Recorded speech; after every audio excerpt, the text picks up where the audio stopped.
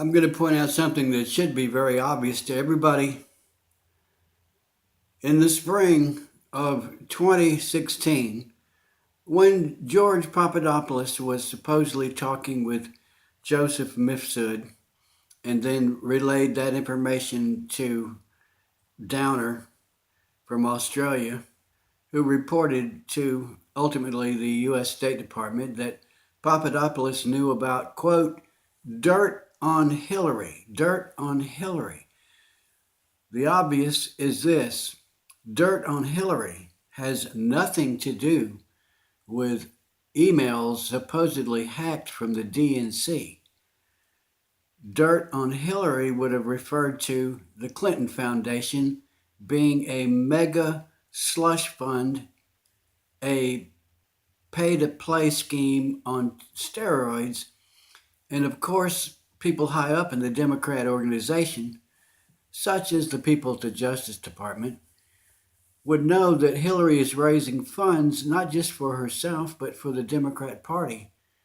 And she used this money to take over the DNC and run it and to steal the election from Bernie Sanders. Dirt on Hillary has nothing to do with emails. Her emails were not at the DNC. The hack of the DNC exposed what was going on by this woman named Debbie Wasserman Schultz to steal the election from Bernie Sanders.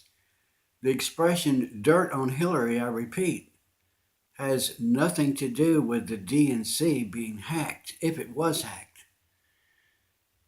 Anybody who professed to have dirt on Hillary would be obviously referring to the Clinton Foundation, by which the Clintons enriched themselves in 1 year's time to the tune of $28 million that we know of. $28 million in 1 year. How does the Secretary of State make that amount of money, even though her husband does occasionally give speeches and she does write books?